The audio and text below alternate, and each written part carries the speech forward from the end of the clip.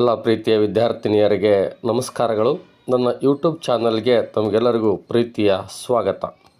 ಪ್ರೀತಿಯ ವಿದ್ಯಾರ್ಥಿನಿಯರೇ, SEP ಸಿಲೆಬಸ್ಸಿನ ಕನ್ನಡ ಪಠ್ಯಪುಸ್ತಕದಲ್ಲಿ ನೂತನವಾದ ಈ ಪಠ್ಯಪುಸ್ತಕದಲ್ಲಿ ವಾಣಿಜ್ಯ ಕನ್ನಡ 4ರಲ್ಲಿ ಇಬ್ರಾಹಿಂ ಸುತಾರರವರ ಭಾವೈಕ್ಯತಾ ಪ್ರಾರ್ಥನೆ ಈ ಒಂದು ಪದ್ಯದ ಕಾವ್ಯದ ವಿವರಣೆಯನ್ನು ಕೊಡ್ತಾ ಇದ್ದೇನೆ. ಎಲ್ಲರೂ ಆಲಿಸಿ ಇದರ ಉಪಯೋಗ ಪಡೆದುಕೊಳ್ಳಲು ಕೋರಿಕೊಳ್ಳುತ್ತೇನೆ. ಪ್ರೀತಿಯ ವಿದ್ಯಾರ್ಥಿನಿಯರೇ, ಈ BCom 4ನೇ ಸೆಮಿಸ್ಟರ್ನಲ್ಲಿ ವಾಣಿಜ್ಯ ಕನ್ನಡ ಪಠ್ಯಪುಸ್ತಕದಲ್ಲಿ ಘಟಕ 3 ಇಬ್ರಾಹಿಂ ಸುತಾರ್ ಅವರು ಬರೆದಿರುವಂತಹ ಭಾವೈಕ್ಯತಾ ಪ್ರಾರ್ಥನೆ. ಮೊದಲಿಗೆ ಇವರ ಸಂಕ್ಷಿಪ್ತವಾದ ಪರಿಚಯ ನೋಡಿಕೊಳ್ಳೋಣ. ಇಬ್ರಾಹಿಂ ಸುತಾರ ಅವರು ಬಾಗಲಕೋಟೆ ಜಿಲ್ಲೆಯ ಮುಧೋಳ ತಾಲೂಕಿನ ಮಹಾಲಿಂಗಪುರದಲ್ಲಿ 10ನೇ ಮೇ 1940ರಲ್ಲಿ ಜನಿಸಿದರು. ನಬಿ ಸಾಹೇಬ ಮತ್ತು ಅಮಿನಾಬಿ ದಂಪತಿಗಳ ಉದರದಲ್ಲಿ ಜನಿಸಿದ ಇಬ್ರಾಹಿಂ ಸುತಾರ ಅವರು ಬಡತನವನ್ನು ಒಂದು ಬಳುವಳಿಯಾಗಿ, ಅಂದರೆ ಈ ಬಡತನ ಅನ್ನುವಂಥದ್ದು ಅವರ ಹುಟ್ಟುತ್ತಲೇ ಬಂದಿರತಕ್ಕಂಥ ಒಂದು ವಿಚಾರ. ಅವರು ಶಾಲೆಯಲ್ಲಿ ಕಲಿತದ್ದು ತುಂಬ ಕಡಿಮೆ. ಅಂದು ಉರ್ದು ಶಾಲೆಯಲ್ಲಿ 3ನೇ ತರಗತಿ ಅಷ್ಟೇ ಓದಿದ್ರು ಅವರು. ಅದು ಕೂಡ ಅವರಿಗೆ ನೆನಪು ಮಾತ್ರ, ಯಾಕಂದರೆ ವಿದ್ಯಾಭ್ಯಾಸ ಆವಾಗ ಭಾಳ ಕಷ್ಟ. ಆದರೂ ಕೂಡ 3ನೇ ತರಗತಿಯವರೆಗೆ ಓದಿದಿರತಕ್ಕಂತಹ ಇಬ್ರಾಹಿಂ ಸುತಾರ ಅವರು ಕನ್ನಡ ಭಾಷೆ ಕಲಿತು ಸಾಹಿತ್ಯ, ತತ್ವಶಾಸ್ತ್ರ ಗ್ರಂಥಗಳನ್ನು ಅಧ್ಯಯನ ಮಾಡಿ ವ್ಯಾಖ್ಯಾನ ಮಾಡುವ ಪ್ರತಿಭೆ ಗಳಿಸಿಕೊಂಡಿರ್ತಕ್ಕಂಥದ್ದು ವಿಶೇಷವಾಗಿರ್ತಕ್ಕಂಥದ್ದು. ಹಾಗೆ ಅವರು ತಮ್ಮ ಸ್ವಯಂ ಶ್ರಮದಿಂದ ಎಲ್ಲವನ್ನೂ ಸಾಧಿಸಿಕೊಂಡು ಬಂದಿರತಕ್ಕಂಥದ್ದು ಭಾಳಷ್ಟು ವಿಶೇಷ. ಯಾಕಂದರೆ ಮೂಲತಃ ಈಗ ಕೆಲವರು ಇರ್ತಾರೆ, ಸಾಹಿತ್ಯದ ಹಿನ್ನೆಲೆ ಇರತಕ್ಕಂಥ ಕುಟುಂಬದಲ್ಲಿ ಬಂದಿರತಕ್ಕಂಥವ್ರು ಸಾಹಿತ್ಯ ಕ್ಷೇತ್ರದಲ್ಲಿ ಸಾಧನೆ ಮಾಡೋದು ಅದೇನು ವಿಶೇಷ ಅನಿಸೋದಿಲ್ಲ. ಆದರೂ ಕಷ್ಟನೇ, ಅದು ಒಂದು ಅವರಿಗೆ ಹಿನ್ನೆಲೆ ಇರುತ್ತೆ, ಅವ್ರು ಅದನ್ನು ಸಾಧನೆ ಮಾಡ್ಬೋದು. ಆದರೆ ಇಬ್ರಾಹಿಂ ಸುತಾರ ಅವರು ಬಡತನದಲ್ಲಿ ಹುಟ್ಟಿ ಅವಿದ್ಯಾವಂತರು, ಅಂದರೆ ಅಷ್ಟು ಹೇಳಿಕೊಳ್ಳುವಷ್ಟು ಶಿಕ್ಷಣವನ್ನು ಪಡೆಯದೇ ಇದ್ದರೂ ಕೂಡ ಸ್ವಯಂ ಆಸಕ್ತಿಯಿಂದ ತತ್ವಶಾಸ್ತ್ರ, ಆಧ್ಯಾತ್ಮಿಕ ಚಿಂತನೆಗಳನ್ನು, ಅದರ ಬಗ್ಗೆ ಆಲೋಚನೆಗಳನ್ನು ಮಾಡೋದ್ರ ಮುಖಾಂತರ, ತಾವೇ ಸ್ವಂತ ಇಚ್ಛೆಯಿಂದ ಮಾಡೋದ್ರ ಮುಖಾಂತರ ವಿಶೇಷವಾದಂತಹ ಒಂದು ವ್ಯಕ್ತಿತ್ವ ಜ್ಞಾನವನ್ನು ಗಳಿಸಿಕೊಂಡಿದ್ದರು ಅಂತ ಹೇಳಿದ್ರೆ. ಹಾಗೆ ಉರ್ದು ಭಾಷೆ ಮತ್ತು ಕನ್ನಡ ಭಾಷೆ, ಸಂಸ್ಕೃತ ಭಾಷೆ, ಹಾಗೆ ಹಿಂದಿ ಗ್ರಂಥಗಳಲ್ಲಿಯೂ ಕೂಡ ಶ್ಲೋಕಗಳನ್ನು ಬರೆದಿರ್ತಕ್ಕಂಥದ್ದನ್ನು ಅಭ್ಯಾಸ ಮಾಡಿ ನೋಡಿರಿ. ಇದು ಶಿಕ್ಷಣ ಪಡೆದ್ರೆ ಮಾತ್ರ ಎಲ್ಲ ಭಾಷೆಗಳು ಬರ್ತಾವಂತ ಅರ್ಥ ಅಲ್ಲ, ಅವರವರ ಆಸಕ್ತಿ ಅದು. ಸೊ ಆಸಕ್ತಿ ಏನು ಮಾಡುತ್ತೆ, ನಮಗೆ ಹೆಚ್ಚು ಕಲಿಯೋದಕ್ಕೆ ಒಂದು ಪ್ರೇರೇಪಣೆ ಕೊಡುತ್ತೆ ಅನ್ನುವಂಥ ವಿಚಾರ. ಹಾಗೆ ನೋಡ್ರಿ, ಉರ್ದು ಭಾಷೆಯಲ್ಲಿ ಅವ್ರದ್ದು ಮಾತೃಭಾಷೆ ಉರ್ದು ಆಗಿದ್ರು ಕೂಡ ಉರ್ದು ಭಾಷೆಯಲ್ಲಿ ಬರೆದಿರ್ತಕ್ಕಂಥದ್ದು ಅರ್ಥ ಮಾಡ್ಕೊಳ್ಬೋದು. ಸಂಸ್ಕೃತ ಭಾಷೆಯಲ್ಲಿ ಬರೆದಿರೋದಕ್ಕೆ ಅರ್ಥ ಮಾಡ್ಕೊಳ್ಳೋದು ಕಷ್ಟ. ಹಾಗೆ ಹಿಂದಿ ಭಾಷೆಯಲ್ಲಿ ಬರೆದಿರೋದನ್ನು ಅರ್ಥ ಮಾಡ್ಕೊಳ್ಳೋದು ಕಷ್ಟ. ಯಾಕಂದರೆ ಅವ್ರಿಗೆಲ್ಲ ಭಾಷೆಗಳು ಬರ್ತಾ ಇರೋದರಿಂದ ಅವುಗಳನ್ನು ಭಾಳ ಸುಲಭವಾಗಿ ಅವರು ಗಳಿಸ್ಕೊಂಡಿದ್ರು. ಹಾಗೆ ವಿಶೇಷವಾಗಿ ಪ್ರವಚನ ಹೇಳುವುದು. ಆಮೇಲೆ ಅವರು ಕೇಳಿರ್ತಾರೆ ಭಾಳಷ್ಟು ಕಡೆ, ಇಬ್ರಾಹಿಂ ಸುತಾರ್ ಅಂದರೆ ಒಬ್ಬ ವಯಸ್ಸಾದ ಯಜಮಾನರು ಬರ್ತಾರೆ. ನೀವು ಯಾವುದಾದ್ರೂ ಇದರಲ್ಲಿ ಸರ್ಚ್ ಮಾಡಿದರೆ ಅವ್ರ ಬಗ್ಗೆ ಡಿಟೇಲ್ಸ್ ಬರುತ್ತೆ. ಅದ್ಭುತವಾದಂಥ ವಾಗ್ಮಿ ಅವರು. ಆಮೇಲೆ ಅವರು ಈ ಪ್ರವಚನ ಹೇಳ್ತಾರೆ, ತತ್ವಪದಗಳನ್ನು ಹಾಡ್ತಾರೆ, ಅದ್ಭುತವಾಗಿ ಹಾಡ್ತಾರೆ. ಪ್ರವಚನಕ್ಕೆ ಕೇಳಬೇಕು ಅವರು. ಅಂದರೆ ಒಂದು ಸಾಮರಸ್ಯದ ಬದುಕಿಗೆ ಏನು ಬೇಕು ಅಷ್ಟು ವಿಷಯಗಳನ್ನು ಪ್ರವಚನದಲ್ಲಿ ಹೇಳಿ ಸಮಾಜವನ್ನು ಪ್ರೀತಿಯಿಂದ, ಸಮಾಜವನ್ನು ಸೌಹಾರ್ದತೆಯಿಂದ ಇರುವಂಥ ನೋಡಿಕೊಳ್ಳುವ ಒಂದು ಕೆಲಸವನ್ನು ಇಬ್ರಾಹಿಂ ಸುತಾರ್ ಅವರು ಮಾಡಿದ್ದಾರೆ. ಹಾಗೆ ಭಾವೈಕ್ಯ ಜಾನಪದ ಕಲಾಮೇಳ ಎಂಬ ಸಂಘಟನೆಯನ್ನು ಹುಟ್ಟುಹಾಕಿರ್ತಕ್ಕಂಥ ಸುತಾರ ಅವರು ಸುಮಾರು 40 ವರ್ಷಗಳವರೆಗೆ ವಿವಿಧ ಕಾರ್ಯಕ್ರಮಗಳನ್ನು ನೀಡುತ್ತಾ ಬಂದಿದ್ದಾರೆ. ಪಾರಮಾರ್ಥ ಲಹರಿ ತತ್ವಪದಗಳು, ತತ್ವಜ್ಞಾನಕ್ಕೆ ಸರ್ವರು ಅಧಿಕಾರಿಗಳು, ನಾವೆಲ್ಲ ಭಾರತೀಯರು ಎಂಬ ಗ್ರಂಥಗಳನ್ನು ಕೂಡ ಬರೆದಿದ್ದಾರಂತೆ ಅವರು. ವಿಶೇಷವಾದಂಥ ಸಾಧನೆ. ಸೌಡಿಲ್ಲದ ಸಾಹುಕಾರ, ಪಾಪ ಮಾಡಬೇಡ ಪುಣ್ಯವನೇ ಮಾಡು, ಮೊದಲು ಮಾನವನಾಗು, ದೇವರು ಕಾಡುವುದಿಲ್ಲ, ಉತ್ತಮರ ಸಂಘ ಮಾಡು, ಗೃಹಸ್ಥ ಜೀವನದಲ್ಲಿ ಹೇಗಿರಬೇಕು, ಇಂಥ ಹಲವಾರು ಧ್ವನಿ ಸುರುಳಿಗಳನ್ನು ಕೂಡ ಅವರು ಪ್ರಕಟ ಮಾಡಿದ್ದಾರೆ. ಅಂದರೆ ಅವರು ಹಾಡಿ ಆ ಆಡಿಯೋಗಳನ್ನು ರಿಲೀಸ್ ಮಾಡಿದ್ದಾರೆ. ಭಾಳ ಅರ್ಥಪೂರ್ಣವಾಗಿರ್ತಕ್ಕಂಥ ಮತ್ತು ಜ್ಞಾನಪ್ರದವಾಗಿರ್ತಕ್ಕಂಥ ನಮಗೆ ತಿಳುವಳಿಕೆ ಕೊಡುವಂತಹ ತತ್ವಪದಗಳು, ಅದ್ಭುತವಾಗಿರ್ತಕ್ಕಂಥ ಹಾಡುಗಳು. ಅಷ್ಟೇ ಅಲ್ಲ, ಮಹಾರಾಷ್ಟ್ರ, ಆಂಧ್ರ ಪ್ರದೇಶ, ದೆಹಲಿ, ಒರಿಸ್ಸಾ, ಗೋವಾ, ರಾಜಸ್ಥಾನ್ ಮೊದಲಾದ ಬೇರೆ ಬೇರೆ ರಾಜ್ಯಗಳಲ್ಲಿ ದೂರದರ್ಶನದಲ್ಲಿ ಪ್ರವಚನ ನೀಡುವ ಮುಖಾಂತರವಾಗಿ ಭಾವೈಕ್ಯ ಸಾಮರಸ್ಯ ಸಂದೇಶವನ್ನು ಸಾರಿದ್ದಾರೆ. ಇದು ಭಾಳ ವಿಶೇಷ. ಒಬ್ಬ ಮುಸ್ಲಿಮರಾಗಿದ್ದುಕೊಂಡು ಕೂಡ ಸಾಮರಸ್ಯವನ್ನು ಸಾರುವಂಥ ಕೆಲಸವನ್ನು ಇಬ್ರಾಹಿಂ ಸುತಾರ್ ಅವರು ಮಾಡಿದ್ದಾರೆ. ಹಾಗೆ ಹಿಂದೂ ಮುಸ್ಲಿಂ ಎರಡು ಅಪೂರ್ವ ಸಂಸ್ಕೃತಿಗಳ ಸಂಗಮ ಅಂತ ಹೇಳ್ಬೋದು. ಕರ್ನಾಟಕ ರಾಜ್ಯೋತ್ಸವ ಪ್ರಶಸ್ತಿ ಇವರಿಗೆ 1995ರಲ್ಲಿ ಸಿಗುತ್ತೆ. ಕರ್ನಾಟಕ ಕಲಾಶ್ರೀ ಪ್ರಶಸ್ತಿ 2009ರಲ್ಲಿ ಸಿಗುತ್ತೆ. ಈ ಎರಡು ಪ್ರಶಸ್ತಿಗಳನ್ನು ಕರ್ನಾಟಕ ರಾಜ್ಯ ಸರ್ಕಾರ ನೀಡಿ ಗೌರವಿಸಿದ. ಅಷ್ಟೇ ಅಲ್ಲದೆ 2018ರಲ್ಲಿ ಭಾರತ ಸರ್ಕಾರ ಅವರಿಗೆ ಪದ್ಮಶ್ರೀ ಪುರಸ್ಕಾರವನ್ನು ನೀಡುತ್ತೆ. ಪದ್ಮಶ್ರೀ ಪುರಸ್ಕಾರ ಭಾರತ ಸರ್ಕಾರ ಕೊಡುತ್ತೆ. ಇದು ಅಷ್ಟು ಸಾಮಾನ್ಯ ಅಲ್ಲ, ಸೇವೆ ಸಲ್ಲಿಸಿದವರನ್ನು ಗುರುತಿಸಿ ಕೊಡುವಂಥ ಒಂದು ಪುರಸ್ಕಾರ. ಹಾಗೆ ಕನ್ನಡದ ಕಫೀರ, ಸೂಫಿ ಸಂತ, ಅಭಿನವ ಶರೀಫ, ಪ್ರವಚನ ಪ್ರವೀಣ ಮೊದಲಾದ ಬಿರುದುಗಳು ಕೂಡ ಇವರಿಗೆ ಸಂಘ ಸಂಸ್ಥೆಗಳು ನೀಡಿ ಸನ್ಮಾನಿಸಿದ್ದಾವೆ. ಅಂದರೆ ಸುಮ್ಮನೆ ಯಾರಿಗೂ ನೀಡಲ್ಲ. ಅವರ ವಿದ್ವತ್ ಹಂಗಿರುತ್ತೆ, ಅವರ ಪಾಂಡಿತ್ಯ ಹಾಗಿರುತ್ತೆ, ಅವರ ವ್ಯಕ್ತಿತ್ವ ಹಾಗಿರುತ್ತೆ. ಅದನ್ನು ನೋಡಿ ಅವರಿಗೆ ಪುರಸ್ಕಾರಗಳನ್ನು ನೀಡಿದೆ. ಹಾಗೆ ಇಬ್ರಾಹಿಂ ಸುತಾರ್ ಅವರಿಗೆ 75 ವರ್ಷ ತುಂಬಿದ ಸಂದರ್ಭದಲ್ಲಿ ಅವರಿಗೆ ಅಭಿಮಾನಿಗಳು ಅಮೃತ ಮಹೋತ್ಸವ ಹಮ್ಮಿಕೊಂಡು ಭಾವೈಕ್ಯ ದರ್ಶನ ಎನ್ನುವಂಥ ಅಭಿನಂದನಾ ಗ್ರಂಥವನ್ನು ಕೂಡ ಪ್ರಕಟಪಡಿಸಿದ್ದಾರೆ. ಇದು ನಿಜಕ್ಕೂ ಅದ್ಭುತ ಅಂತ ಹೇಳ್ಬೋದು.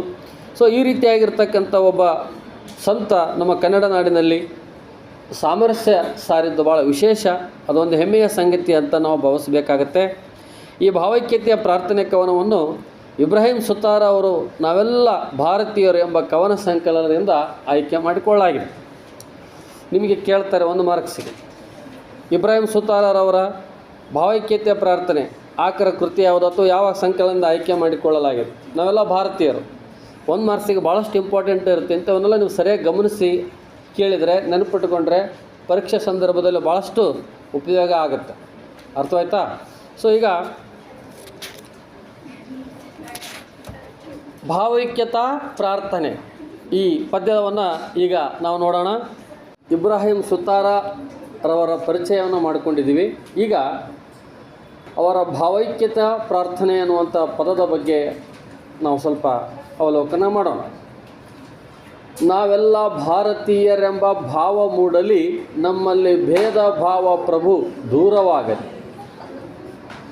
ಒಂದು ತೋಟದಲ್ಲಿ ಹಲವು ಬಣ್ಣದ ಹೂಗಳು, ಅದರಂತೆ ನಮ್ಮ ದೇಶದಲ್ಲಿ ಹಲವು ಮತಗಳು. ಅದರಂತೆ ನಮ್ಮ ದೇಶದಲ್ಲಿ ಹಲವು ಮತಗಳು, ಆ ಹೂಗಳಂತೆ ಮತಗಳ ಮಕರಂದ ಬೀರಲಿ, ನಮ್ಮಲ್ಲಿ ಭೇದ ಭಾವ ಪ್ರಭು ದೂರವಾಗಲಿ. ನಾವು ಮನೆಯ ಕಟ್ಟುವಾಗ ಭೂಮಿ ಜಾತಿ ಕೀಳಿತೆ, ನಾವು ಶ್ವಾಸ ಎಳೆಯುವಾಗ ಗಾಳಿ ಕುಲವ ಕೀಳಿತೆ. ಈ ಸೃಷ್ಟಿಯಲ್ಲಿ ಸರ್ವರು ಸಮನಾಗಿ ಬಾಳಲಿ, ನಮ್ಮಲ್ಲಿ ಭೇದ ಭಾವ ಪ್ರಭು ದೂರವಾಗಲಿ. ಮಣ್ಣಿನಿಂದ ಆದ ಮಡಿಕೆ ಮಣ್ಣಿಗನ್ಯವೇ, ಚಿನ್ನದಿಂದ ಆದ ಒಡವೆ ಚಿನ್ನಗನ್ಯವೇ. ನಿನ್ನಿಂದ ಆದ ಜೀವರು ನಿನ್ನಂತೆ ಕಾಣಲಿ, ನಮ್ಮಲ್ಲಿ ಭೇದ ಭಾವ ಪ್ರಭು ದೂರವಾಗಲಿ. ದಯವೇ ಧರ್ಮವೆಂಬ ಸಾರಿದಂಥ ನಾಡಿದು, ಜಗಕ್ಕೆ ಶಾಂತಿ ಪಾಠ ಹೇಳಿದಂಥ ನಾಡಿದು. ಈ ನಾಡಿನಲ್ಲಿ ಶಾಂತಿಯು ಸ್ಥಿರವಾಗಿ ನೆಲೆಸಲಿ, ನಮ್ಮಲ್ಲಿ ಭೇದ ಭಾವ ಪ್ರಭು ದೂರವಾಗಲಿ. ಸೂರ್ಯನಂತೆ ಸಂತರು ಜಗವ ಬೆಳಗಿ ಹೋದರು, ವರುಣನಂತೆ ಜ್ಞಾನವನ್ನು ಸುರಿದು ಹೋದರು. ಗುರು ಬಸವ ನಿಮ್ಮ ಬೋಧೆ ಮನದಲ್ಲಿ ನಿಲ್ಲಲಿ, ನಮ್ಮಲ್ಲಿ ಭೇದ ಭಾವ ಪ್ರಭು ದೂರವಾಗಲಿ. ನೋಡ್ರಿ, ಭಾಳ ಅರ್ಥಪೂರ್ಣವಾದಂತಹ ಒಂದು ಭಾವೈಕ್ಯತೆ ಹಾಡಿರು. ಏಕೆಂದರೆ ನಮ್ಮ ದೇಶದಲ್ಲಿ ಹಲವಾರು ಜಾತಿಗಳು, ಪಂಥಗಳು, ಪಂಗಡಗಳು, ಮತಗಳು, ಸಾಂಸ್ಕೃತಿಕ ವಿಭಿನ್ನತೆ ಇರುವಂತಹ, ಸಾಂಪ್ರದಾಯಿಕ ವಿಭಿನ್ನತೆ ಇರುವಂತಹ, ಪ್ರತಿ ಒಂದು 20-30 ಕಿಲೋಮೀಟರಿಗೆ ಒಂದೊಂದು ವಿಶಿಷ್ಟವಾದಂಥ ಆಚರಣೆಗಳಿಂದ ಕೂಡಿರ್ತಕ್ಕಂಥ ದೇಶ ನಮ್ಮ. ನಾವು ಭೌಗೋಳಿಕವಾಗಿ ನೋಡಿದಾಗ ಪ್ರತಿ 30 ಕಿಲೋಮೀಟ್ರಿಗೆ ಒಂದು ಹಳ್ಳಿಯಲ್ಲಿ ಆಚರಿಸಿದಂಥ ಸಂಪ್ರದಾಯಗಳನ್ನು ಮತ್ತೊಂದು ಹಳ್ಳಿಯಲ್ಲಿ ಸ್ವಲ್ಪ ಬೇರೆ ರೀತಿಯಲ್ಲಿ ಆಚರಿಸುವಂಥ ವಿಶಿಷ್ಟತೆಯಿಂದ ಕೂಡಿರ್ತಕ್ಕಂಥದ್ದು.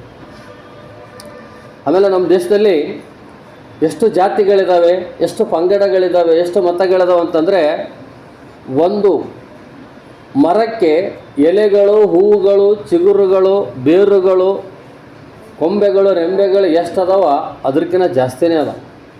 ಅವನು ಎಣ್ಸೋಕ್ಕಾಗೋದಲ್ಲ, ಇವನು ಎಣ್ಸೋಕ್ಕಾಗೋದಲ್ಲ, ಅಷ್ಟಿದಾವೆ. ಹೀಗಿದ್ದಾಗ ನಾವು ಬಂದ ಮೇಲೆ ನೆಮ್ಮದಿಯಿಂದ ಸಂತೋಷದಿಂದ ಜೀವನವನ್ನು ಕಳೆದು ಹೋಗಬೇಕು.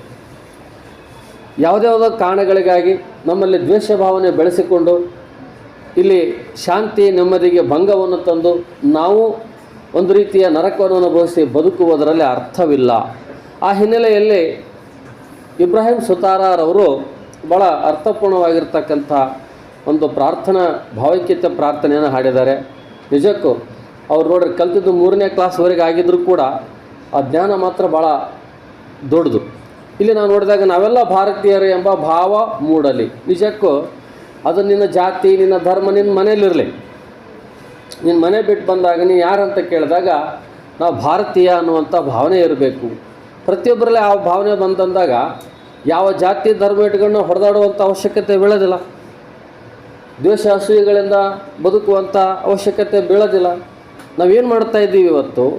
ಯಾವುದ್ಯಾವುದೋ ಕಾರಣಗಳಿಗಾಗಿ ಯಾರ್ಯಾರ್ದೋ ಹಿತಾಸಕ್ತಿಗಳಿಗೆ ಅಮಾಯಕ ಜನರು ಬಲಿಯಾಗಿ ಅವರ ತಾಳಕ್ಕೆ ತಕ್ಕಂತೆ ಕುಣಿದು ನಮ್ಮಲ್ಲಿರ್ತಕ್ಕಂತಹ ಒಂದು ಭಾವನೆಗಳನ್ನು ಹೊರಗಡೆಗೆ ಉದ್ರೇಕಕಾರಿಯಾಗಿ ಪ್ರಯೋಗ ಮಾಡ್ತಾ ಇದ್ವಿ. ಅದರಿಂದ ಒಬ್ಬರು ಮನಸ್ಸಿಗೆ ನೋವಾದಾಗ ಅದಕ್ಕೆ ಅವರು ಪ್ರತಿಭಟನಾತ್ಮಕವಾಗಿ ಏನಾದರೂ ಮಾಡ್ತಾರೆ. ಹೀಗೆ ಒಬ್ಬರಿಂದ ಒಬ್ಬರಿಗೆ ಅದು ಬೆಳೆದು ಒಂದು ರೀತಿ ಕೋಮು ಗಲಭೆಗಳು, ಕೋಮು ಹಿಂಸಾಚಾರಗಳು ನಡೀತಕ್ಕಂಥದ್ದು ಇವತ್ತಿನ ದಿನ ಸರ್ವೇಸಾಮಾನ್ಯ ಆಗುವಷ್ಟರ ಮಟ್ಟಿಗೆ ಕಾಣಿಸ್ತಾ ಇದೆ. ಬಟ್ ಒಂದು ನಾವು ತಿಳ್ಕೊಳ್ಬೇಕಾಗಿರೋದೇನಂತಂದರೆ ಇದು ಎಷ್ಟು ದಿನ ನಡೀಲಿಕ್ಕೆ ಸಾಧ್ಯ? ನಾವು ಬಂದಿರೋದೇ ಭೂಮಿಗೆ, ಇರೋದೇ ಸ್ವಲ್ಪ ದಿನ, ಮತ್ತು ಹೊಡೆದಾಡು ಸಾಯೋದ್ರಲ್ಲಿ ಅರ್ಥ ಇಲ್ಲ. ಅದಕ್ಕೆ ನಿಮ್ಮ ಧರ್ಮ, ನಿಮ್ಮ ಜಾತಿ, ನಿಮ್ಮ ಮತ, ನಿಮ್ಮ ಸಂಪ್ರದಾಯ ಏನು ಮಾಡಿರಿ, ನಿಮ್ಮ ಮನೆಯಲ್ಲೇ ಇಟ್ಟು ಬರ್ರಿ. ಪ್ರತಿಯೊಬ್ಬರನ್ನು ಗೌರವಿಸುವಂಥ ಭಾವನೆಗಳು ನಮ್ಮದಾಗಿರಬೇಕು. ಜೊತೆಗೆ ನಾವೆಲ್ಲ ಭಾರತೀಯರು ಅನ್ನುವಂಥ ಭಾವನೆ ನಮ್ಮಲ್ಲಿದ್ದರೆ ಸಾಕು, ಅದೇ ದೊಡ್ಡ ಧರ್ಮ ಅನ್ನುವಂಥ ವಿಚಾರದಲ್ಲಿ ಹೇಳ್ತಾರೆ. ನಮ್ಮಲ್ಲಿ ಭೇದ ಭಾವ ಅಳಿಬೇಕು. ನಮ್ಮಲ್ಲಿ ಭೇದ ಭಾವ ಪ್ರಭು ಅಂದರೆ ನಮ್ಮಲ್ಲಿ ಭೇದ ಭಾವ ಇದೆ ನಮ್ಮಲ್ಲಿ, ಅದು ದೂರ ಆಗಬೇಕು. ಅದು ದೂರ ಆದಾಗಲೇ ಇನ್ನೊಬ್ಬರನ್ನ ನಾವು ಗೌರವಿಸಿದಾಗ ಮಾತ್ರ ಅಲ್ಲಿ ಶಾಂತಿ ನೆಮ್ಮದಿ ಸಿಗ್ತೈತೆ. ಇನ್ನೊಬ್ಬರನ್ನ ನಾವು ಗೌರವಿಸದೇ ಇದ್ದಾಗ ಶಾಂತಿ ನೆಮ್ಮದಿ ಹೇಗೆ ಸಿಗ್ಲಿಕ್ಕೆ ಸರ್? ಅದಕ್ಕೆ ಅದು ಮೂಡಲಿ. ಒಂದು ತೋಟದಲ್ಲಿ ಹಲವು ಬಣ್ಣದ ಹೂಗಳು, ಅದರಂತೆ ನಮ್ಮ ದೇಶದಲ್ಲಿ ಹಲವು ಮತಗಳು. ನೋಡ್ರಿ, ಒಂದು ತೋಟ ಇರುತ್ತೆ, ಒಂದು ತೋಟದಲ್ಲಿ ಬಗೆ ಬಗೆಯಾಗಿರ್ತಕ್ಕಂಥ ಹೂಗಳಿರ್ತವೆ. ಒಂದೇ ಜಾತಿ ಹೂಗಳಿರೋಂಗಿಲ್ಲ ಅಲ್ಲಿ. ತೋಟ ಅಂದಮೇಲೆ ಹೂವಿನ ತೋಟ ಅಂದಾಗ ಎಲ್ಲ ರೀತಿಯ ಹೂವುಗಳನ್ನು ಅಲ್ಲಿ ಬೆಳೆಸ್ತಾರೆ. ಯಾಕಂದರೆ ಅದು ಬೆಳಿಬೇಕು. ಆ ಥರ ಎಲ್ಲದಕ್ಕೂ ಆದಾಯ ಅದೇ ಆಗಿರುತ್ತೆ. ಆಮೇಲೆ ಹಣ್ಣಿನ ತೋಟ ಅಂತ ಬಂದಾಗ ಎಲ್ಲ ರೀತಿಯ ಹಣ್ಣುಗಳನ್ನು ಬೆಳೆದಿರ್ತಾರೆ. ಹಾಗೆ ಅಲ್ಲಿ ಹೇಗೆ ಬಗೆ ಬಗೆಯ ಹೂವುಗಳಿದ್ರೂ ಕೂಡ ಅದನ್ನು ಏನಂತ ಕರಿತೀವಿ ನಾವು? ಹೂವಿನ ತೋಟ ಅಂತ ಕರಿತೀವಿ. ನಮ್ಮಲ್ಲಿ ಕೂಡ ನಮ್ಮ ಮತಗಳು ಬೇರೆ ಬೇರೆ ಇದ್ದರೂ ಕೂಡ ಭಾರತ ದೇಶ ಅಂತಲೇ ಕರಿಬೇಕು. ಅದನ್ನು ನಾವೆಲ್ಲರೂ ಒಪ್ಪಿಕೊಳ್ಬೇಕು. ಅಂದಾಗ ಆ ಹೂಗಳಂತೆ ಮತಗಳ ಮಕರಂದ ಬೀರಲಿ. ಆ ಹೂಗಳು ಹೇಗೆ ಮಕರಂದವನ್ನು ಬೀರ್ತವೆ, ಕಂಪನ್ನು ಸುಸ್ತವೆ. ನೋಡ್ರಿ, ಯಾರಿಗಾದ್ರೂ ಅವು ಎಷ್ಟೋ ಸಂದರ್ಭಗಳಲ್ಲಿ ನಾವು ನೋಡ್ತಿರ್ತೀವಿ. ಗುಲಾಬಿ ಹೂವು ಅಥವಾ ಇನ್ನೊಂದು ಪಕ್ಕದಲ್ಲಿ ಶಾವಂತಿಗೆ ಹೂವು ಅಥವಾ ಮಲ್ಲಿಗೆ ಹೋದ್ನಪ್ಪ ಅಂದ್ರೆ ಅವು ಒಂದನ್ನು ಒಂದು ನೋಡಿ ಖುಷಿ ಪಡ್ತಾವೆ, ದ್ವೇಷ ಪಡೋದಿಲ್ಲ. ಆದರೆ ಗುಲಾಬಿ ಹೇಳುತ್ತೆ, ನಾನು ಕೆಂಪಗದೀನಿ, ನೀನು ಬೆಳಗದಿದಿ, ನೋಡು ನಂದು ವಿಶಿಷ್ಟ, ನಿಂದು ವಿಶಿಷ್ಟ, ಒಟ್ಟಾರೆಯಾಗಿ ತೋಟ ವಿಶಿಷ್ಟ ಅಂತ ತಿಳ್ಕೊಂಡು ಹೇಳ್ತಾವೆ. ನಮ್ಮಲ್ಲಿ ಆ ಭಾವನೆ ಬರಬೇಕು. ಆದರೆ ನಾವು ಏನು ಮಾಡ್ತಾಯಿದ್ವಿ? ಅವನದು ಆ ಧರ್ಮ, ಅವನದು ಆ ಜಾತಿ, ನಮ್ದು ಈ ಧರ್ಮ, ಈ ಜಾತಿ, ನಮ್ಮದು ಶ್ರೇಷ್ಠ, ನಿಮ್ಮದು ಕನಿಷ್ಠ ಅಂದಾಗ ಬೆಂಕಿ ತುರಿಯೋದಿಲ್ಲ. ಇದನ್ನು ಬಿಡಬೇಕು. ಅದು ಹೂವುಗಳು ಹೇಗೆ ಮಕರಂದವನ್ನು ಬೀರ್ತವೆ, ಈ ದೇಶ ಅನ್ನುವಂತಹ ತೋಟದಲ್ಲಿ ಹೂಗಳಂತಿರುವಂಥ ಪ್ರತಿಯೊಂದು ಮನಸ್ಸು ಮಕರಂದವನ್ನು ಬೀರುವಂಥ ಕೆಲಸವನ್ನು ಮಾಡಿದಾಗ ನಮ್ಮಲ್ಲಿ ಭೇದ ಭಾವ ದೂರ ಆಗ್ತವೆ. ನಾವೆಲ್ಲ ಶಾಂತಿ ನೆಮ್ಮದಿಯಿಂದ ಬದುಕಲಿಕ್ಕೆ ಸಾಧ್ಯ ಆಗುತ್ತೆ. ಇದನ್ನು ತಿಳ್ಕೊಳ್ಬೇಕು. ನಾವು ಮನೆಯ ಕಟ್ಟುವಾಗ ಭೂಮಿ ಜಾತಿ ಕೇಳಿತಿ, ನಾವು ಶ್ವಾಸ ಎಳೆಯುವಾಗ ಗಾಳಿ ಕುಲವ ಕೇಳಿತಿ.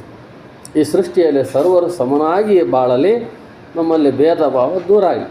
ನೋಡ್ರಿ, ಇಂಥ ಸರಳವಾದ ಉದಾಹರಣೆಗಳು, ದೃಷ್ಟಾಂತಗಳು ಅರ್ಥ ಮಾಡ್ಕೊಳ್ಳೋದಕ್ಕೆ ಇದಕ್ಕಿಂತ ಸರಳವಾದದ್ದು ಸಿಗಲಿಕ್ಕಿಲ್ಲ. ನಾವೆಲ್ಲ ಮನೆ ಕಟ್ತೀವಿ. ಎಂಥದ್ದರ ಮನೆ ಕಟ್ಟ್ರಿ ನೀವು? 1000 ರೂಪಾಯಿ ದರ ಮನೆ ಕಟ್ಟ್ರಿ, ಲಕ್ಷ ರೂಪಾಯಿ ದರ ಮನೆ ಕಟ್ಟ್ರಿ, ಕೋಟಿ ರೂಪಾಯಿ ದರ ಮನೆ ಕಟ್ಟ್ರಿ. ನಮಗೆ 6 ಅಡಿ 3 ಅಡಿ ಜಾಗದಾಗ ಅಷ್ಟ ಮಕ್ಕಂತೀವಿ. ಇಲ್ರಿ, ನಾವು ದೊಡ್ಡ ಪ್ಯಾಲೇಸ್ ಕಟ್ತೀವಿ, ರಾತ್ರಿ ಬೆಳಕಂತಡಕ್ಕೆ ಎಲ್ಲ ಒಂದು ರೂಮ್ ಉಳ್ಳಾಡಿಕೊಂಬರ್ತೀವಿ. ಇಲ್ರಿ, ಮತ್ತು ಕೋಟಿಗಟ್ಟಲೆ ಖರ್ಚು ಮಾಡ್ತೀವಿ. ಬೆಡ್ರೂಮ್ ಒಂದು 3 ರೂಮ್ ಸೇರಿಸಿ ಒಂದು ಬೆಡ್ರೂಮ್ ಮಾಡ್ಕೊಂಡಿರ್ತಾರೆ ಕೆಲವೊಬ್ರು. ಉಳ್ಳಾಡೋಕ್ಕಾಗ್ತೈತ? ಎಷ್ಟು ಆರು ಮನುಷ್ಯ ಇರೋದು ಅಷ್ಟು ಇರ್ತೈತೆ. ಅದು 6 ಫೀಟ್ ಇರ್ತೈತೆ, 3 ಫೀಟ್ ಇರ್ತೈತೆ. ಸ್ವಲ್ಪ ದೊಡ್ಡ ರೊಕ್ಕ ಜಾಸ್ತಿ ಇದ್ದರೆ ದೊಡ್ಡದು ಮಾಡ್ಕೊಂಡಿರ್ತಾರೆ. ಎಷ್ಟೇ ಮಾಡ್ಕೊಂಡ್ರು ಒಂದು ಸಲ ಮಕ್ಕಂಡಾಗ ಅಷ್ಟೇ ಜಾಗ ಹೋಗೋದು. ಅಂಥ ಮನೆ ಕಟ್ಬೇಕಾದ್ರೂ ನಿಂದು ಯಾವ ಜಾತಪ್ಪ, ಇನ್ನು ಇಂಥ ಜಾತಿ ಆದ್ರೆ ಮನೆ ಕಟ್ಟು, ಇಲ್ಲದ್ರೆ ಕಟ್ಟಬಾರ್ದಂತ ಭೂಮಿ ಕೇಳುತ್ತಾ ನಮಗೆ ಯಾವ್ರಿಗೆ ಕೇಳುತ್ತಾ? ಹಂಗೆ ಕೇಳಿದ್ನಪ್ಪ ಅಂದ್ರೆ ನಾವು ಯಾರೂ ಮನೆ ಕಟ್ತಿರಲಿಲ್ಲ. ಅದು ತಪ್ಪಾಗೈತೆ. ಭೂಮಿ ಕೇಳಬೇಕಾಗಿತ್ತು, ಎಲ್ಲರೂ ಸೀದಾ ಹಾಕಿದ್ರು. ಅದು ಭೂಮಿಗೆ ಭೇದ ಭಾವ ಇಲ್ಲ, ಅದನ್ನು ನಾವು ತಿಳ್ಕೊಳ್ಬೇಕು. ಭೂಮಿಗೆ ಭೇದ ಭಾವ ಇಲ್ಲ. ಆಮೇಲೆ ಗಾಳಿ ನೋಡಿ ಉಸಿರಾಡ್ತಾ ಇದ್ದೀವಿ ಈಗ, ಶ್ವಾಸಕೋಶ ಕೇಳ್ತಾನೆ, ಆ ಗಾಳಿ ಕೇಳುತ್ತಾ ನಮಗೆ? ನಿಂದು ಯಾವ ಜಾತಿಯಪ್ಪ, ನಿನಗೆ ಅಷ್ಟೇ ನಾನು ಗಾಳಿ ಬರ್ತಂತ ಹೇಳ್ತಾನೆ ಅದೇನಾದ್ರು? ಇಲ್ಲ. ಎಲ್ಲರಿಗೂ ಒಂದೇ ಗಾಳಿ, ಎಲ್ಲರಿಗೂ ಒಂದೇ ಭೂಮಿ, ಎಲ್ಲರಿಗೂ ಒಂದೇ ನೀರು. ಸುಮ್ಮನೆ ಇದನ್ನು ತಿಳ್ಕೊಂಡು ಈ ಸೃಷ್ಟಿಯಲ್ಲಿ ಸರ್ವರು ಸಮನಾಗಿ ಬಾಳಬೇಕು ಅನ್ನುವಂಥ ವಿಚಾರವನ್ನು ಹೇಳ್ತಾರೆ. ಸರ್ವರು ಸಮನಾಗಿ ಬಾಳಬೇಕಂದ್ರೆ ನಮ್ಮಲ್ಲಿ ಭೇದ ಭಾವ ಏನಾಗಬೇಕು? ದೂರ. ಯಾವಾಗ ಇನ್ನೊಬ್ಬರು ನಾವು ನಿಂದು ಒಳ್ಳೇದಪ್ಪ ನಂದು ಒಳ್ಳೇದಂದ್ರೆ ಅಲ್ಲಿ ಜಗಳಿಲ್ಲ. ನಿಂದು ಕಡಿಮೆ ನಂದು ಹೆಚ್ಚು ಅಂದ್ರೆ ಜಗಳ ಸ್ಟಾರ್ಟ್. ಈ ಧರ್ಮದ ವಿಷಯ ಹಂಗೆ ನೋಡಿದ್ನಪ್ಪ ಅಂದ್ರೆ ಯಾವ ಧರ್ಮದ ಧರ್ಮಗುರುಗಳು ಯಾವುದು ಕಡಿಮೆ ಯಾವುದು ಹೆಚ್ಚಂತ ಯಾರಿಗೆ ಇಳ್ಕೊಂಡಿಲ್ಲ. ಸುಮ್ಮನೆ ನಾವು ಇರ್ತೀವಲ್ಲ, ಹೇಳ್ತನಲ್ಲ, ಅವ್ರು ಬಿಟ್ಬಿಡು ಉರುಣಿಗೆ ನಮ್ಮದು ಭಾಳ ಆಗಿಬಿಟ್ಟೈತಿ. ಅವ್ರ ಹೆಸರನ್ನು ನಾವು ಬಡದಾಡೋದು ಜಗಳ ಆಡೋದು. ಪಾಪ ಅವ್ರು ಹೇಳಿಲ್ಲ. ಎಲ್ಲರೂ ಒಂದೇ. ಪೈಗಂಬರು ಅದನ್ನೇ ಹೇಳ್ಯಾನ, ಬುದ್ಧ ಅನ್ನೋದೇ. ಎಲ್ಲರೂ ಚಂದ ಬದುಕ್ರಪ್ಪ, ಎಲ್ಲರೂ ಚೆನ್ನಾಗಿ ಬದುಕ್ರಿ, ಎಲ್ಲರೂ ಸುಖವಾಗಿ ಬದುಕ್ರಿ. ಯಾಕೆ ಜಗಳ ಆಡ್ತೀರಿ? ಸುಮ್ಮನೆ ಅದು ಬಾಡಿಗೆ ಮನೆ, ಇದು ಭೂಮಿ ಅಂದ್ರೆ ಬಾಡಿಗೆ ಮನೆ ಇದ್ದಂಗೆ. ಸುಮ್ಮನೆ ಬಂದು ಜಗಳ ಆಡ್ಕೊಂಡು ಹೋದ್ನಪ್ಪ ಅಂದ್ರೆ ಎದಕ್ಕೆ ಬರ್ತದೆ? 4 ದಿನ ಇರ್ತೀವಿ, ಚೆಂದಾಗಿದ್ದು ಹೋಗ್ರಿ. ಆ ತತ್ವ ತಿಳ್ಕೊಂಡು ಬದುಕೋದನ್ನು ಕಲೀರಿ ಅಂತ ಇಬ್ರಾಹಿಂ ಸುತಾರ್ ಅವರು ಹೇಳ್ತಾರೆ. ನೋಡ್ರಿ, ಮಣ್ಣಿನಿಂದ ಆದ ಮಡಿಕೆ ಮಣ್ಣಿಗನ್ಯವೇ, ಚಿನ್ನದಿಂದ ಆದ ಒಡವೆ ಚಿನ್ನಕ್ಕನ್ಯವೇ, ನಿನ್ನಿಂದ ಆದ ಜೀವರು ನಿನ್ನಂತೆ ಕಾಣಲಿ, ನಮ್ಮಲ್ಲಿ ಭೇದ ಭಾವ ಪ್ರಭು ದೂರವಾಗಬೇಕು. ನೋಡ್ರಿ, ಒಂದು ತಿಳ್ಕೊಳ್ಬೇಕು. ನಾವಿಲ್ಲಿ ನಾವೊಂದು ಮಡಿಕೆ ಮಾಡ್ತೀವಿ.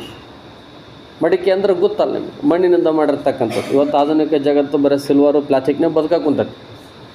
ಇರಲಿ, ಮಣ್ಣಿನಿಂದ ಆದಂಥ ಮಡಿಕೆ ಮಣ್ಣನ್ನು ಬಿಟ್ಟು ಮಡಿಕೆ ಇಲ್ಲ. ಮಣ್ಣನ್ನು ಬಿಟ್ಟು ಮಡಿಕೆ ಮಾಡಲಿಕ್ಕೆ ಸಾಧ್ಯವೇ ಇಲ್ಲ. ಹಾಗೆ ನೀವೆಲ್ಲ ಈಗ ಆಭರಣಗಳನ್ನು ಹಾಕ್ಕೊಂಡಿದ್ದೀರಿ, ಬಂಗಾರದು. ಆ ಆಭರಣಗಳು ಚಿನ್ನದಿಂದ ಮಾಡಿರ್ತಕ್ಕಂಥ ಆಭರಣ ಆದಮೇಲೆ ಚಿನ್ನ ಬಿಟ್ಟು ಆಭರಣ ಇರಲಿಕ್ಕೆ ಸಾಧ್ಯ? ಹಾಗೆ ಸೃಷ್ಟಿಕರ್ತ ಈ ಭಗವಂತ ಪರಮಾತ್ಮ ಅಲ್ಲ, ಏನಾರು ಅಂದ್ಕೊಳ್ರಿ ನೀವು. ಈ ಸೃಷ್ಟಿಕರ್ತ ಪರಮಾತ್ಮ ಭಗವಂತ ದೇವರು ಅಂತಕ್ಕಂಥ ನಮ್ಮನ್ನು ಸೃಷ್ಟಿ ಮಾಡಿದ್ದಾನೆ. ದೇವರಿಂದ ಸೃಷ್ಟಿಯಾಗಿರ್ತಕ್ಕಂಥವ್ರು ನಾವು. ದೇವರನ್ನು ಬಿಟ್ಟು ಇಲ್ಲ ಅಂತ ಅರ್ಥ. ದೇವರನ್ನು ಬಿಟ್ಟು ನಾವಿಲ್ಲ. ಹಾಗಾಗಿ ದೇವರನ್ನು ಬಿಟ್ಟು ನಾವಿಲ್ಲಲ್ಲ ಅಂತಂದಾಗ ದೇವರು ಎಲ್ಲರಿಗೂ ಒಂದೇ, ಹೆಸರು ಒಂದೇ, ಹೆಸರುಗಳು ಬೇರೆ ಬೇರೆ, ಅರ್ಥ ಒಂದೇ, ಭಾವ ಒಂದೇ. ಹೆಸರು ಬೇರೆ ಬೇರೆ ಅದಾವೆ ಅಷ್ಟೇ. ಒಬ್ಬರು ಅಲ್ಲ ಅಂತಾರೆ, ಒಬ್ಬರು ಯೇಸು ಅಂತಾರೆ, ಒಬ್ಬರು ಬುದ್ಧ ಅಂತಾರೆ, ಒಬ್ಬರು ಮಹಾವೀರ ಅಂತಾರೆ, ಒಬ್ಬರು ಕೃಷ್ಣ ಅಂತಾರೆ, ಒಬ್ಬರು ಶಿವ ಅಂತಾರೆ, ಏನೇನೋ ಅಂತಾರೆ. ಅವರು ದೇವರಂತಲೇ ಕೈ ಮುಗಿತಾರೆ, ಇವರು ದೇವರಂತಲೇ ಕೈ ಮುಗಿತಾರೆ. ಎಲ್ಲರೂ ದೇವರಂತಲೇ ಕೈ ಮುಗಿತಾರೆ ಹೊರತಾಗಿ ಬೇರೆ ಏನೋ ಭಾವನೆಗಳಲ್ಲಿ ವ್ಯತ್ಯಾಸ ಇಲ್ಲ. ಹಾಗಾಗಿ ಪರಮಾತ್ಮನನ್ನು ಬಿಟ್ಟು, ಭಗವಂತನನ್ನು ಬಿಟ್ಟು ನಾವಿಲ್ಲ ಅನ್ನುವಂಥದ್ದನ್ನು ತಿಳ್ಕೊಳ್ಬೇಕಾದ್ರೆ ನಮ್ಮಲ್ಲಿರುವಂಥ ಭೇದ ಭಾವಗಳನ್ನು ತೆಗೆದು ಹಾಕಬೇಕು. ನಾವು ಏನು ಮಾಡಿಬಿಟ್ಟಿವಿ? ಒಂದು ಕರ್ರೆ ಚಶ್ಮೆ ಹಾಕಿಬಿಟ್ಟಿವಿ. ಕರ್ರೆ ಚಶ್ಮೆ ಹಾಕಿಬಿಟ್ಟಿವಲ್ಲ, ಆ ಕರ್ರೆ ಚಶ್ಮೆದೊಳಗೆ ಎಲ್ಲರೂ ಕರ್ರಗ ಕಾಣಿಸ್ತಾರೆ. ಆದ್ರೆ ಕಣ್ಣು ನೋಡಿದ್ರೆ ಎಲ್ಲರನ್ನ ಕರ್ರಗೆ ಕಾಣಂಗಿಲ್ಲದ. ಅದು ತೆಗೆದಾಗ ನಮಗೆಲ್ಲರೂ ಚೆಂದ ಕಾಣಿಸ್ತಾರೆ. ಅಂದರೆ ನಮ್ಮಲ್ಲಿ ಒಂದು ಪೂರ್ವಾಗ್ರಹ ಪೀಡಿತ ಭಾವನೆ ಬಂದುಬಿಟ್ಟತ್ತೆ ನಮ್ಮಲ್ಲಿ. ನಾವು ಹೆಚ್ಚು ಅವ್ರು ಕಡಿಮೆ, ಇವ್ರು ಹೆಚ್ಚು ಅವ್ರು ಕಡಿಮೆ, ಈ ಥರ ಭಾವನೆಗಳು ಬಂದುಬಿಟ್ಟವಲ್ಲ. ಆ ಭಾವನೆಗಳಿಂದ ನಾವೆಲ್ಲರದ್ದು ದೂರ ಇಡ್ತೀವಿ. ನೀನು ಅಲ್ಲಿರ್ಬೇಕು, ನೀನು ಇಲ್ಲಿರ್ಬೇಕು, ನಾ ಇಲ್ಲಿರ್ಬೇಕು, ನಮ್ಮ ಶ್ರೇಷ್ಠ ನಿಮ್ಮ ಕನಿಷ್ಠ, ಈ ಥರ. ಇದನ್ನು ತೆಗೆದಾಕ್ಬೇಕು ನಾವು. ಈ ಭೇದ ಭಾವ ಹೋದರೆ ಮಾತ್ರ ಸಾಮರಸ್ಯ, ಹೊಂದಾಣಿಕೆ, ಸಹಬಾಳ್ವೆ, ಒಂದು ನೆಮ್ಮದಿಯ ಜೀವನ ಬದುಕಲಿಕ್ಕೆ ಸಾಧ್ಯ ಆಗ್ತದೆ. ಇಲ್ಲ ಅಂತಂದರೆ ಯಾವಾಗೇನಾಗುತ್ತೆ ಅನ್ನುವಂಥದ್ದು ಗೊತ್ತಾದಾರ್ದಂಗೆ ಬರೀ ಟೆನ್ಷನ್ ಮಾಡ್ಕೊಂಡು ಬದುಕುವಂಥ ಪರಿಸ್ಥಿತಿ ಬರ್ತದೆ. ಇದು ಆಗಬಾರ್ದು. ಅಂದರೆ ನಮ್ಮಲ್ಲಿ ಭೇದ ಭಾವನೆಗಳು ದೂರವಾಗಬೇಕು. ಬಂಗಾರವನ್ನು ಬಿಟ್ಟು ಆಭರಣವಿಲ್ಲ, ಮಣ್ಣನ್ನು ಬಿಟ್ಟು ಮಡಿಕೆ ಇಲ್ಲ, ಪರಮಾತ್ಮನನ್ನು ಬಿಟ್ಟು ಜೀವಾತ್ಮರೂ ಇಲ್ಲ. ಅಂದಾಗ ನಮ್ಮಲ್ಲಿ ಭೇದ ಭಾವಗಳು ಹೋಗಬೇಕು ಅನ್ನುವಂಥ ಮಾತನ್ನು ಹೇಳ್ತಾರೆ. ದಯವೇ ಧರ್ಮವೆಂಬ ಸಾರಿದಂಥ ನಾಡಿದು. ಬಸವಣ್ಣವರು ಹೇಳ್ತಾರೆ ಒಂದು ಕಡೆಗೆ, ದಯವಿಲ್ಲದ ಧರ್ಮದಾವುದಯ್ಯ, ದಯವಿರಬೇಕು ಸಕಲ ಜೀವರಾಶಿಗಳಲ್ಲಿ. ಬಸವಣ್ಣ ಒಂದೇ ಸಾಲು ಹೇಳಿದ್ದು. ಧರ್ಮ ಅಂದರೆ ಏನು? ನಾವು ಹೋಗಿ ಪೂಜೆ ಮಾಡಿದರೆ ಧರ್ಮ ಅಲ್ಲ. ನಾವು ಹೋಗಿ ನಮಾಜ್ ಮಾಡಿದರೆ ಧರ್ಮ ಅಲ್ಲ, ನಾವು ಹೋಗಿ ಪ್ರೇಯರ್ ಮಾಡಿದರೆ ಧರ್ಮ ಅಲ್ಲ. ಯಾವುದರ ಮೇಲೆ ದಯೆಯನ್ನು ತೋರಿಸ್ತೀವಲ್ಲ ಅದೇ ನಿಜವಾದ ಧರ್ಮ, ಅದೇ ನಿಜವಾದ ಧರ್ಮ ಅಂತ ತಿಳ್ಕೊಂಡು ಬಸವಣ್ಣವ್ರು ಹೇಳ್ತಾರೆ. ಅರ್ಥ ಆಗುತ್ತಲ್ಲ? ಏನಂದರೆ ನೀವು ನಮಾಜ್ ಮಾಡ್ತೀರಿ ಅಥವಾ ಪ್ರೇಯರ್ ಮಾಡ್ತೀರಿ ಅಥವಾ ಪ್ರಾರ್ಥನೆ ಮಾಡ್ತೀರಿ, ಏನೋ ಮಾಡ್ತೀರಿ ಅಲ್ವಾ, ಅದನ್ನು ಧರ್ಮ ಅಂತ ತಿಳ್ಕೊಂಡಿವಿ. ಅದು ಧರ್ಮ, ಅದು ಇರ್ಬೋದು, ಧರ್ಮ ಅಂತಲೇ ಇರ್ಬೋದು. ಅದಕ್ಕಿಂತ ಶ್ರೇಷ್ಠವಾದ ಒಂದು ಧರ್ಮ ಇದೆ. ಯಾವ ಜೀವಿಗಳಿಗೆ ಇರುವೆಯಿಂದ ಹಿಡ್ಕೊಂಡು ಯಾವುದೇ ಜೀವಿಗಳಿಗೆ ನೀವು ದಯೆ ತೋರಿಸಿದೆ ಅಂದರೆ ಅದೇ ನಿಜವಾದ ಧರ್ಮ. ಕೊಲ್ಲೋದು ಧರ್ಮ ಅಲ್ಲ, ಕಾಯೋದು ಧರ್ಮ, ಕರುಣೆ ತೋರಿಸೋದು ಧರ್ಮ. ಅಂತೆಂಥ ಸಂತರು, ಶರಣರು, ಸಾಧುಗಳು ಹುಟ್ಟಿ ಆ ತತ್ವಗಳನ್ನು ಹೇಳಿರ್ತಕ್ಕಂಥ ಪುಣ್ಯದ ನಾಡಿದು ಅಂತ ಹೇಳ್ತಾರೆ ಇಬ್ರಾಹಿಂ ಸುತಾರರು. ದಯವೇ ಧರ್ಮವೆಂದು ಸಾರಿದಂಥ ನಾಡಿದು. ದಯವಿರಬೇಕು ಸಕಲ ಜೀವರಾಶಿಗಳಲ್ಲಿ, ದಯವಿರಬೇಕು ಸಕಲ ಜೀವರಾಶಿಗಳು. ಹೌದಾ? ನಾವು ಧರ್ಮ ಆಚರಣೆ ಮಾಡಿ ಹಿಂಸೆ ಮಾಡಿದರೆ ಎದಕ್ಕೆ ಬರ್ತದೆ ಅಲ್ವಾ? ನಾನು ಮುಂಜಾನೆಯಿಂದ ಹಿಡಿದು ಸಂಜೆವರೆಗೂ ಪೂಜೆ ಮಾಡಿದೆ, ಏನೇನೋ ಮಾಡಿದೆ, ಮತ್ತು ಸಾಯಂಕಾಲ ಹೋಗಿ ಕೊಲೆ ಮಾಡಿದೆ, ಇಂಥದ್ದು ಮಾಡಿದೆ, ಅದು ರಕ್ತ ಹಿಂಸೆ ಮಾಡಿದೆ ಅಂತಂದರೆ ಅದಕ್ಕೆ ಧರ್ಮಕ್ಕೆ ಅರ್ಥ ಇಲ್ಲ ಅಂತ ತಿಳ್ಕೊಂಡು ಹೇಳ್ತಾರೆ ಬಸವಣ್ಣ. ಇದು ನಿಜ. ಪೈಗಂಬರ್ ಕೂಡ ಹೇಳೋದು ಹಿಂಗೆ, ಒಂದು ಸಣ್ಣ ಜೀವಿಗೂ ಕೂಡ ಹಿಂಸೆ ಆಗಬಾರ್ದಂತ ಪೈಗಂಬರ್ ಅವ್ರು ಹೇಳ್ತಾರೆ. ಇವತ್ತೇನು ಮಾಡ್ತಾರೆ ಸಮಾಜದಲ್ಲಿ? ತಪ್ಪು. ನಮ್ಮದು ಶ್ರೇಷ್ಠ ಆಗಿತ್ತಂದಮೇಲೆ ಅವ್ರನ್ನ ಕೊಲ್ಲಬೇಕು, ಅವ್ರನ್ನ ಇದು ಮಾಡಬೇಕು, ಹಾಗೆ ಹೀಗೆ ಈ ಥರದ ಭಾವನೆಗಳಿಂದ ಎಷ್ಟು ಸಮಾಜದ ಸ್ವಾಸ್ಥ್ಯ ಕೆಟ್ಟು ಹೋಗ್ತದೆ ಅನ್ನುವಂಥ ಆಲೋಚನೆಗಳು ಕೂಡ ನಮಗೆ ಇಲ್ಲ. ಸೊ ಹಾಗಾಗಿ ಇಂತಿಂಥವರು ಬಾಳಿ ಬದುಕಿದಂಥ ವಿಚಾರಗಳನ್ನು ತಿಳಿದುಕೊಳ್ಳುವಂಥ ನಾವು ಗಮನ ಹರಿಸ್ಬೇಕು. ಇದರಿಂದ ತಿಳ್ಕೊಳ್ಳೋದ್ರಿಂದ ನಮ್ಮಷ್ಟಕ್ಕೆ ನಾವು ಬದುಕೋದ್ರಿಂದ ನಾವೇನಾದ್ರೂ ನಷ್ಟ ಮಾಡ್ಕೊಳ್ತೀವ? ಅವ್ರವ್ರ ಪಾಡಿಗೆ ಅವರಿದ್ದರೆ ಏನು ನಷ್ಟ ಇಲ್ಲ, ಯಾರಿಗೂ ತೊಂದರೆ ಇಲ್ಲ. ಅದನ್ನು ಸಾಧನೆ ಮಾಡೋಕ್ಕೆ ಹೋದರೆ ಕಷ್ಟ ಆಗ್ತದೆ. ಆ ಕಷ್ಟದಿಂದ ಎಲ್ಲರಿಗೂ ಸಮಸ್ಯೆಗಳಾಗ್ತವೆ. ಇವತ್ತು ಏನು ಜಾಗತಿಕ ಸಮಸ್ಯೆಗಳು ಎಲ್ಲ ಗೊತ್ತಿರುತ್ತೆ, ನಿಮಗೆ ಹೇಳೋ ಅವಶ್ಯಕತೆ ಇಲ್ಲಿಗ. ಹೌದಾ? ಇರಾನು, ಇಸ್ರೇಲು, ಅಮೇರಿಕಾ ಇವ್ರು ಮೂವರ ಯುದ್ಧ ಮಾಡೋ ಕೂತಿದ್ದರ ಸಲುವಾಗಿ ಬರೀ ಸಿಲಿಂಡರ್ ಪ್ರಾಬ್ಲಮ್ ಆಗಿತ್ತಲ್ಲ. ಅಕಸ್ಮಾತ್ ಅಮೇರಿಕಾದವ್ರಿಗೆ ಇನ್ನೊಂದು 4 ದೇಶದವ್ರು ಸಪೋರ್ಟ್ ಕೊಟ್ಬಿಟ್ಟು, ಇರಾನ್ನವ್ರಿಗೆ ಇನ್ನೊಂದು 4 ದೇಶದವ್ರು ಸಪೋರ್ಟ್ ಕೊಟ್ಟು ವರ್ಷಾನುಗಟ್ಲೆ ಯುದ್ಧ ಮಾಡ್ಕೊಂತ ಹೋದ್ನಪ್ಪ ಅಂದ್ರೆ ಅಲ್ಲೇ ಸಾಯ್ತೇವೆ, ನಾವು ಇಲ್ಲೇ ಸಾಯ್ತೀವಿ. ಅವು ಯುದ್ಧ ಮಾಡಿ ಸಾಯ್ತವ, ನಾವು ನೋಡಿ ಸಾಯ್ತೀವಿ. ಯಾಕಂದ್ರೆ ಪರಿಸ್ಥಿತಿ ಭಾಳ ಗಂಭೀರಕ್ಕೆ ಹೋಗ್ತಿದ್ದು, ಸಾಮಾನ್ಯ ಇಲ್ಲ. ಇದರಿಂದ ಏನಾದರೂ ಸಾಧನೆ ಆಗ್ತದ? ಕೋಟ್ಯಾನು ಲಕ್ಷಾನುಗಟ್ಲೆ, ಕೋಟಿಗಟ್ಟಲೆ ಎಷ್ಟು ದುಡ್ಡು ಹೋಗೈತೆ ಲೆಕ್ಕ ಇಲ್ಲ. $1 ಬಿಲಿಯನ್ ಗಟ್ಟಲೆ ದುಡ್ಡು ಖರ್ಚಾಗೈತೆ. ಸುಟ್ಟು ಬೂದಿ ಮಾಡಿಟ್ಟಾರೆ, ಸುಟ್ಟು ಬೂದಿ ಮಾಡಿಟ್ಟಾರೆ. ಅದೆಷ್ಟೋ ಜನರಿಗೆ ಏನೇನೋ ಉಪಯೋಗ ಆಗ್ತಾ ಇತ್ತೇನೋ ಬಹುಶಃ ಅಲ್ವಾ? ಇದರಿಂದ ಏನು ಬರ್ತೈತಿ? ಎಲ್ಲದಕ್ಕೂ ಪರಿಹಾರ ಇರ್ತಾವೆ. ಪರಿಹಾರದ ಕಡೆಗೆ ತಲೆ ಕೆಡಿಸ್ಕೊಳಂಗಿಲ್ಲ. ನಂದು ತೋರಿಸ್ಬೇಕು ಜಗತ್ತಿಗೆ ಅಂತೇಳಿ ಒಬ್ಬೊಬ್ಬರು ಹಿಂಗೆ ಹಠ ಹಿಡ್ದು ಹೋದಾಗ ಚಟ ಲೆವೆಲಿಗೆ ಹೋಗ್ಬೇಕಾಗ್ತದೆ. ಅದಕ್ಕೆ ಇಲ್ಲಿ ಇಷ್ಟೆಲ್ಲ ಸಾರಿರ್ತಕ್ಕಂಥ ಸಾಧು ಸಂತರ ಜಗಕ್ಕೆ ಶಾಂತಿ ಪಾಠ ಹೇಳಿದಂಥ ನಾಡಿದು, ಜಗತ್ತಿಗೆ ಶಾಂತಿ ಹೇಳಿದಂಥ ನಾಡಿದು. ಯಾಕಂದರೆ ಶಾಂತಿಯಿಂದ ಮಾತ್ರ ಮನಸ್ಸಿಗೆ ನೆಮ್ಮದಿ.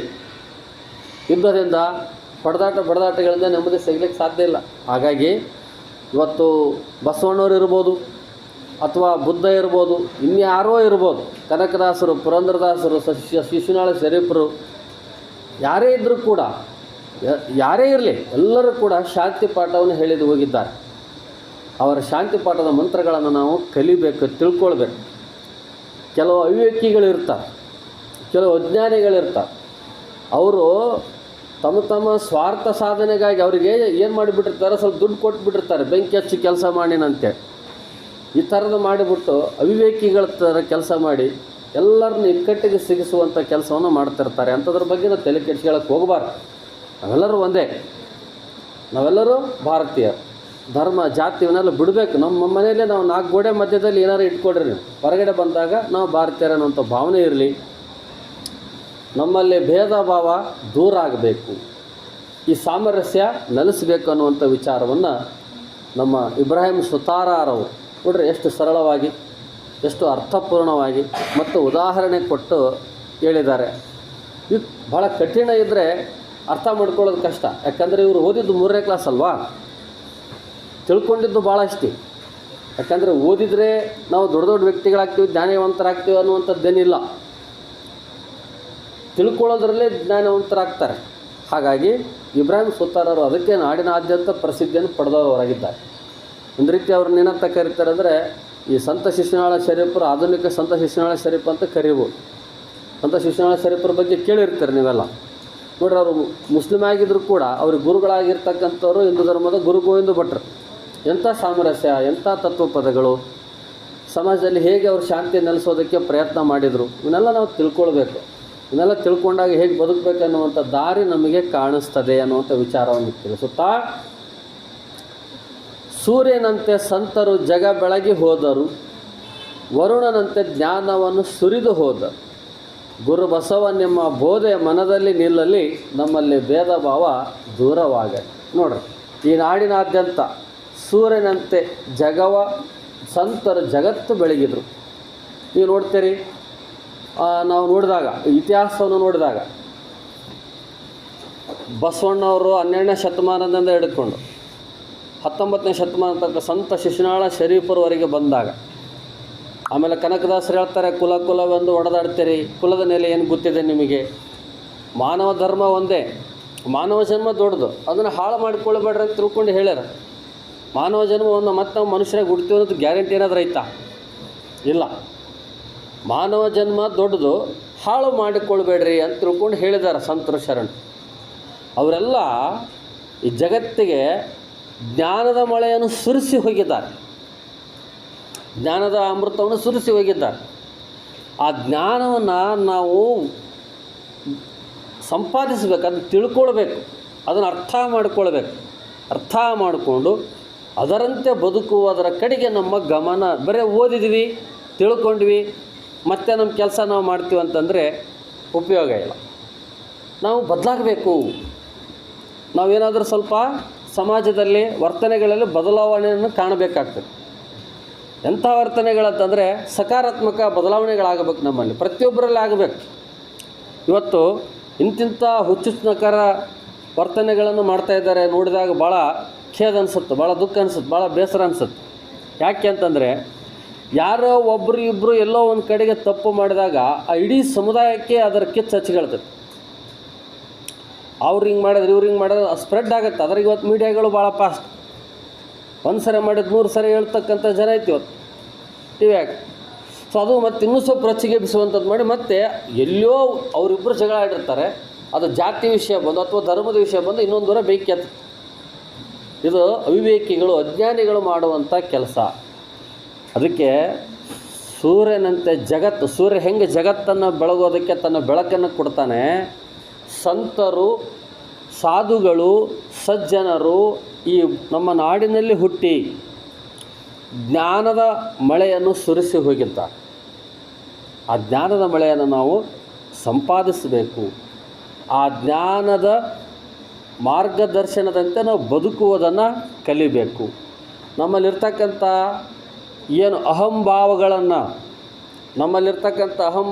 ನಾನು ಹೆಚ್ಚು ಅನ್ನುವಂಥ ಅಹಂಕಾರವನ್ನು, ನಮ್ಮದೇ ಶ್ರೇಷ್ಠ ಅನ್ನುವಂಥ ದುರಹಂಕಾರವನ್ನು, ಮೇಲಾಗಿ ನಮ್ಮ ಕುಲ, ನಮ್ಮ ಜಾತಿ ಇವೆಲ್ಲವನ್ನು ಬಿಟ್ಟು ಹಾಕ್ರಿ. ಈ ಭೇದ ಭಾವಗಳು ತೊಲಗಬೇಕು. ಈ ಭೇದ ಭಾವಗಳು ತೊಲಗಿದಾಗ ಸಮಾಜದಲ್ಲಿ ಶಾಂತಿ, ನೆಮ್ಮದಿ ಸಿಗಲಿಕ್ಕೆ ಸಾಧ್ಯ ಆಗುತ್ತೆ. ಯಾಕಂದರೆ ಇವತ್ತು ನಾವು ಭಾಳಷ್ಟು ಒಂದು ಮಾತಿನಲ್ಲಿ ಹೇಳೋದಾದ್ರೆ, ನಮ್ಮ ಭಾರತ ದೇಶದಲ್ಲಿ ಎಲ್ಲರೂ ನೆಮ್ಮದಿಯಿಂದ ಶಾಂತಿಯಿಂದ ರಾತ್ರಿ ಮಲಗ್ತಾರೆ. ಇವತ್ತು ಇರಾನ್ನಲ್ಲಿ ಶಾಂತಿಯಿಂದ ಮಲಗಕ್ಕೆ ಸಾಧ್ಯ ಐತೆ ನೋಡ್ರಿ. ನೆಮ್ಮದಿಯಿಂದ ಮಕ್ಕಂಡ್ರೆ ಬೆಳಗ್ಗೆ ಎದ್ದೇಳ್ತೀವಿ, ಸೂರ್ಯನ ನೋಡ್ತಾರಲ್ಲ, ಅವ್ರಿಗೆ ಗ್ಯಾರಂಟಿ ಇಲ್ಲ. ಎಲ್ಲಿ ಬಂದು ಕ್ಷಿಪಣಿ ಬೀಳುತ್ತೋ, ಎಲ್ಲಿ ಬಂದು ಬಾಂಬ್ ಬೀಳುತ್ತೋ ಗೊತ್ತಿಲ್ಲ. ಅದು ಒಂದು ಯಾವುದೋ ಕಾರಣಕ್ಕೆ ನಡೀತಕ್ಕಂಥ ಯುದ್ಧ ಆಗಿರ್ಬೋದು. ಆದರೆ ಅದಕ್ಕೆ ಬೇರೆ ಸ್ವರೂಪ ಕೊಟ್ಟಾಗ ಎಲ್ಲ ದೇಶಗಳು ಮತ್ತೆ ಒಂದು 3ನೇ ಮಹಾಯುದ್ಧಕ್ಕೆ ಕಾರಣ ಆದರೂ ಆಗ್ಬೋದು, ಹೇಳಕ್ಕೆ ಬರೋದಿಲ್ಲ. ಬಟ್ ಆಗಬಾರ್ದು ಅನ್ನುವಂಥದ್ದು. 3ನೇ ಮಹಾಯುದ್ಧ ಆತಪ್ಪ ಅಂದ್ರೆ 4ನೇ ಮಹಾಯುದ್ಧ ಮಾಡೋಕ್ಕೆ ನಾವು ಯಾರು ಇರೋಲ್ಲ ಅಷ್ಟೇ. ಒಂದೇ ಮಾತನಾಗ ಹೇಳ್ಬೇಕಂದ್ರೆ ಮತ್ತು 4ನೇ ಮಹಾಯುದ್ಧ ಹೆಂಗಾಗತ್ತಪ್ಪ ಅಂತಂದ್ರೆ, ಅವು ಮತ್ತು ಆದಿಮಾನವರು ಬಡಿಗೆ ಕಲ್ಲು ಹಿಡ್ಕೊಂಡು ಬರ್ತಿದ್ರಲ್ಲ, ಹಂಗೆ ನಾವು ಯುದ್ಧ ಮಾಡಬೇಕಾಗ್ತದೆ. ಅರ್ಥ ಆಯ್ತಾ? ಸೊ ಇದಕ್ಕೆ ಯಾಕೆ ಹೇಳ್ತೀವಿ ಅಂದರೆ, ಶಾಂತಿಯಿಂದ ಎಲ್ಲರೂ ಸುಖವಾಗಿ ಬದುಕ್ತಾರೆ.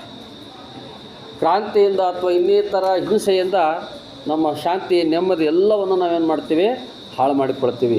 ಸೊ ಇಷ್ಟು ಸರಳವಾದ ವಿಚಾರಗಳನ್ನು ಸರಳವಾಗಿ ನಮಗೆ ಮನಮುಟ್ಟುವಂತೆ ತಿಳಿಸಿರ್ತಕ್ಕಂಥ ಇಬ್ರಾಹಿಂ ಸುತಾರರವರ ಏನು ಈ ಭಾವೈಕ್ಯತೆ ಪ್ರಾರ್ಥನೆ ಗೀತೆ ಇದೆಯಲ್ಲ, ಭಾಳ ಅರ್ಥಪೂರ್ಣವಾಗಿರ್ತಕ್ಕಂಥದ್ದು. ಯಾಕಂತಂದರೆ ಭಾರತ ಒಂದು ಸಂವಿಧಾನಾತ್ಮಕವಾಗಿ ಭಾಳ ದೊಡ್ಡ ದೇಶ ಇದೆ.